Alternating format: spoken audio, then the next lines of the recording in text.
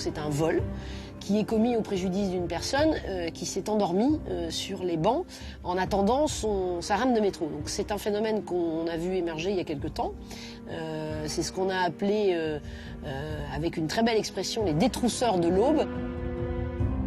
C'est ainsi qu'elle surnomme ces voleurs qui opèrent au petit matin, dès l'ouverture du métro. Leur cible, les travailleurs matinaux pas bien réveillés ou les fêtards alcoolisés qui attendent la première rame. Là, on est dans la technique d'approche. Donc il va s'asseoir. Voilà, il le pousse du genou pour voir si le monsieur dort. Voilà, d'un côté. Hop, je tapote avec la main. Je regarde ce qu'il a dans la poche. Est-ce qu'il a des clés? Est-ce qu'il a un téléphone? Est-ce qu'il a quelque chose qui m'intéresse? Et puis, on a fait la poche droite, on va faire la poche gauche. Caractéristique, une infraction, un vol. Et là, on voit apparaître un usager.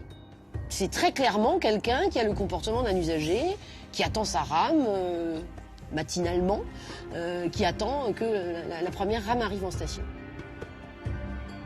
Et là, qu'est-ce qui lui passe dans la tête? Je ne sais pas.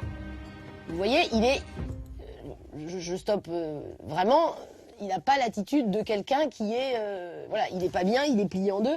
On se demande même s'il ne va pas vomir ou quelque chose comme ça. On se dit, tiens, il est vraiment pas bien, il est malade. Voilà. Et là, l'usager l'a vu.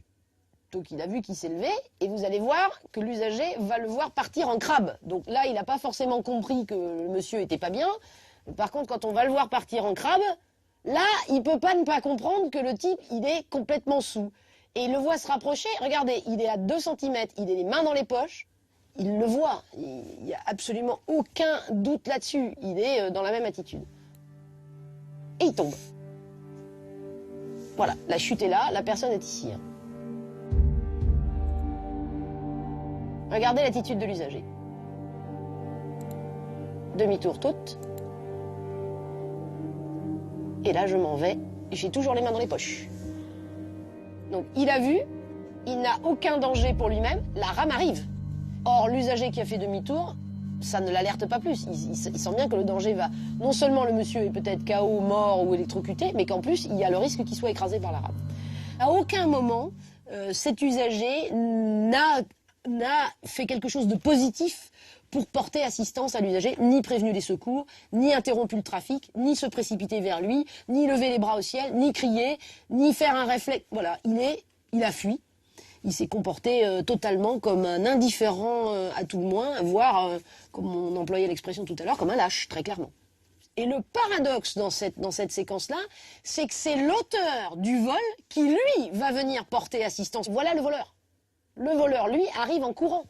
Et voilà l'usager qui a bien vu que la personne est tombée, qui a toujours les mains dans les poches, qui ne s'est approché de rien, qui ne s'approche pas de l'individu, et qui va même tenter de monter dans la rame, alors que le voleur, lui, se précipite pour lui porter secours.